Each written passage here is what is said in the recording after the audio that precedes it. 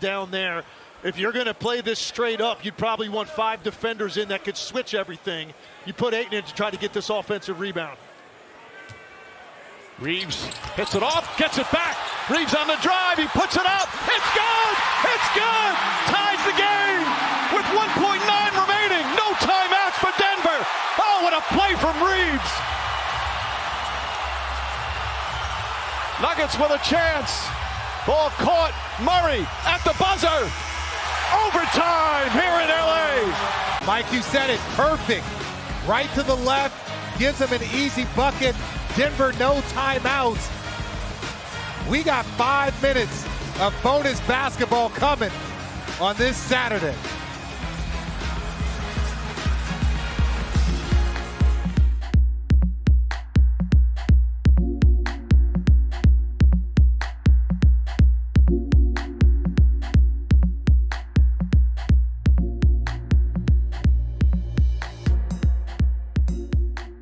Reaves to Doncic. Spencer Jones on him. Here's the double. Doncic on the drive. Step back. Puts it up. Puts it in with 5/10 of a second remaining. Ball. Spencer Jones is in perfect position. Take it right there. And now you're down under 5 seconds on the next sideline out of bounds. Instead, not only don't they take the foul, he gets away from where the double team is coming. And now you've got single coverage going to the baseline where there is no help. And Luka gets to his patented step back. It's not an easy shot, but for Doncic, it's routine. And a tough shot in the clutch to put the Lakers up by 2. Now down the other end, screen. Jokic looking, finds Hardaway. Hardaway launches it up. And that's it. The Lakers survive in overtime. And a thriller against the Nuggets, and they win the tiebreaker against Denver. We're going to get to Luka's game winner in a second, but the missed free throw, we were just talking the other day about your hand-eye coordination. I assume that you're great at darts and ping pong and pool and all those things. Did you employ that to get the free throw miss directly to yourself? Yeah, ask Luke. He's never beat me in any of those. So, like I just said, I made a bad play. Jokic made a good play, got the strip on me when we were down 2. Luckily, Gordon missed a free throw, and it gave us an opportunity. But yeah, it's just, try to move on to the next play and make a play. I know you live for just trying to win the game and trying to do things for your teammates, so that must have felt good. Not that you needed to atone, but to be able to put yourself on the line like that and get it done. Yeah, I mean, we're bought into one thing, and that's winning. And I think that showed tonight. Second half wasn't great. I thought we were good basically the whole first half, besides a little bit at the end of the second quarter. But, even when they made the run, we didn't waver, we didn't fold. We, kept fighting. Marcus made a big play, got the steal and the layup, but we just kept, Bron is 40,000 years old, diving on the floor for a loose ball. It just shows what this team is about. Yeah, and Ayton coming into the overtime, and you had to make sure Luka wasn't going to throw something at you. I saw that. This will be the last one, though. The final play, right? Jokic ties it up. You have about 15 seconds left. What was the look, and how did Luka manage to get into that spot and hit it? I mean, he just does what he's done his whole career. He's a professional bucket getter, and he put that on display. They sent a double at him basically all night. I don't know what he ended up with, but happy to have him on our team. In those big moments, as everybody knows, he's going to make a big shot. So tip your cap to a guy like that. I'll give him credit tonight, but tonight only. I appreciate it, man. Jones on him. Here's the double. Doncic on the drive. Step back. Puts it up. Puts it in with 5/10 of a second remaining. Lakers by 2. Jokic fires it. What a game. As we say hello and welcome to Access Sportsnet Lakers, brought to you by your Toyota dealers. We make it easy. Allie Clifton alongside the Hall of Famer Big Game James Worthy, Mike Bresnahan, Mike Trudell handling the post-game locker room responsibilities. What a game. If you wondered whether or not these guys cared about the standings, the tiebreaker on the line, all you have to do is run it back. Run it back and watch this game, I would really just say from halftime on. But nonetheless, I want to give you this, Big Game. I do want to give you this. The Lakers, coming off a big night where their starters were huge. You look at a night like this. We can fill in the blanks, but you've got a 41-year-old who's not afraid to dive on the floor. Okay, you've got a big who showed up when it mattered most, especially in that extra 5. You've got a former defensive player of the year on both ends of the floor in Marcus Smart, a guy with delusional confidence who was undrafted coming into the NBA, and a guy who's been in the position so many times throughout his career that they call Magic.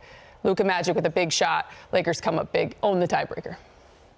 Allie, the ingredients you just described makes a perfect solution, a perfect cake. And they played absolutely just together. They played together. You could tell that they never gave up. They had the big lead in the third, knowing Denver can come back. Denver's come back from 20-plus points several times. So we knew that was coming, that they were going to make a run. But the way they finished and the way you could see finally, they've had it, but you can see the confidence that they have in one another. They're connected. Marcus Smart, man, he's a godsend for us. Never seen LeBron dive on the floor like that until Marcus Smart showed up. LeBron, those were some amazing, impressive plays. He going on the floor. Marcus Smart hitting threes and defending. Ayton defending Jokic, a block, and also forcing him into tough shots. This team is just coming together at the right time, never giving up. Delusional Reaves, whatever you want to call him. He said he'd done that before in the AAU game. He saw that nobody was on that side, and he hit the rim on that side, and he went and got it and made that play. That's just togetherness. But Marcus Smart, his defense and his big shot making just inspires this club, in my opinion. And Luka. Let's not forget about Luka. So much. Let's not forget about Luka. A huge little floater on the left side. Take it over. I'm excited. Yeah. Is it worthy of a worthy clap? Is it? Yeah, I thought so. Send him in. It's been a long time. Shoulders hurt sometimes. I can't roll it like I used to. Gotta roll those shoulders. Give me some snaps. Worthy snaps and claps. James, I thought you and Allie both nailed it. There's so many things to point to. And for whatever reason, I'm picturing like a 7-year-old Austin Reaves trying that in like an AAU league and succeeding and saying, at some point, when I'm in my late 20s, I might need to go back to this. And he did, Allie. And I think the brilliance of it is he saw that Denver was kind of overloaded on the right side of the key with potential rebounders.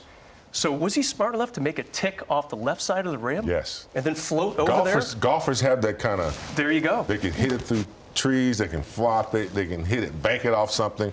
That's what he was thinking. He saw it. It was a perfect pass to himself. We were joking around in the locker room after last game with Austin about how his hand-eye, and he's probably great at darts and ping pong and just anything like that. Is there something to being able to catch a free throw miss like that? And also, was that like a play where you cleared the side and Ayton kind of got behind Jokic? Can you just walk through all these that? guys are going to give me a lot of crap. So we set it up for him to miss, and when I had kind of relayed instructions, it was to miss to the right side because that was the single side at the time, and it ended up being the left side was a single side, so they all gave me crap in the locker room. But AR made the right play. He missed it to the single side, and it's a hell of a basketball play, and certainly he's got good touch. He's got good touch. I'll say that. He's a good bowler. He's apparently good in ping pong, though he hasn't played me yet. Pickleball, tennis, golf, all those things. But it was a great basketball game. Felt like we had a couple opportunities earlier in the second half to get up 16, 18, and had some missed opportunities. The turnovers really hurt us in the second half. High pressure games, sometimes you make, bad decisions. And I thought some of our turnovers were like unforced, just poor passing. And then we got cold from three. They got hot from three.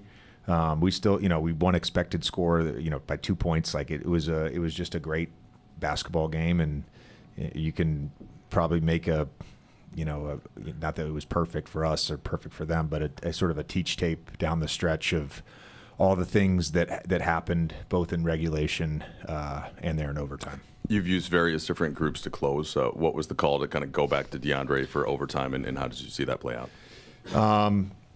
There was a discussion around it.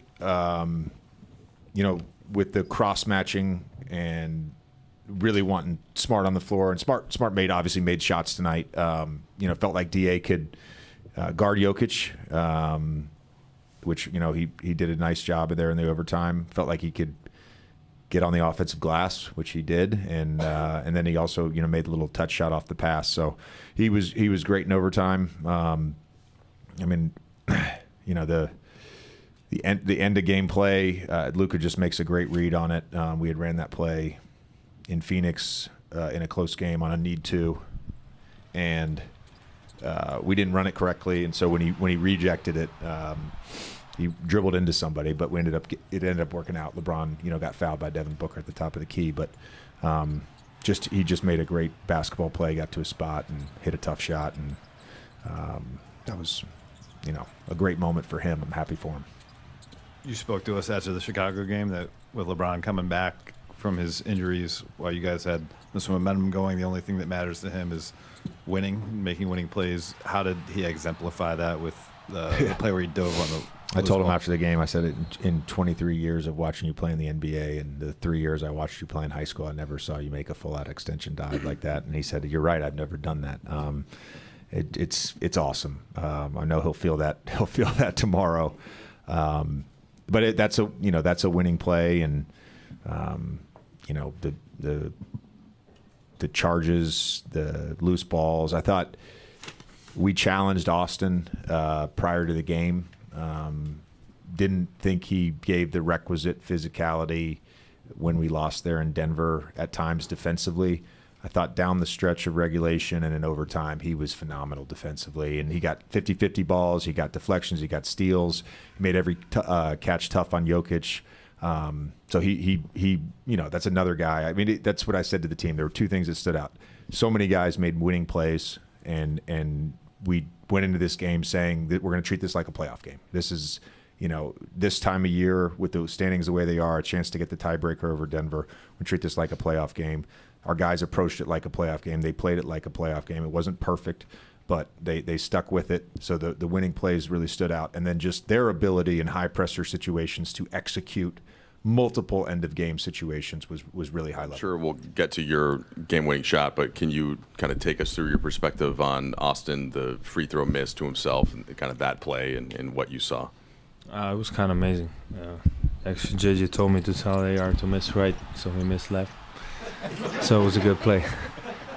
No, but actually, that's very hard to do, and just for him to tie the game, that gave us a win basically. I know you like challenges, and sometimes you test yourself on the court like that, but it is just seeing the way that he did it and kind of the execution of it is about as perfect as you can get. Which way? Sorry, Austin again. That's just the free throw. I mean, it's the how perfect difficult is that? Yeah, I mean, it's a perfect way. You miss on the side of one, get your own rebound, and that execution was perfection. You guys had a double-digit lead. They come back to tie, head into the fourth. You're down 6. You get a 3 to go. You get free throws to go. What was it like, not only making plays yourself, but feeling like every guy on the court was making plays for 10 straight minutes for you guys? I mean, it wasn't only a feeling. Actually, every guy that was on the floor did something, and did something to get us that win. Those wins, when you have big lead, then you get down. It's easy to not quit, but just relax a little bit. And just came back, the crowd. We got the crowd into it, and that helped us a lot. Hey, Luka. JJ's talked about how LeBron cares about winning above all else, and LeBron has talked about sacrificing as of late. When you saw him dive on the ground, minute left in regulation, does that exemplify that more than anything? I mean, yeah, that was a huge play for us. Obviously, we didn't get the jump ball, but just him doing it, caring for winning was unbelievable and just amazing to see. Luka, take us through that game-winning shot. I mean, you got 2 guys on you. It was a difficult game, squandered this 17-point lead you guys had. Can you kind of take us through those final moments there? Oh, like I said after the game, I saw the double coming, so I went reject, to my left hand, to my left step back. I did a couple times throughout my career, so just trust the shot. Hey, Luka. Do you think there was anything different about the energy in the arena tonight? Can you talk about the fans, the atmosphere? What was that like for you?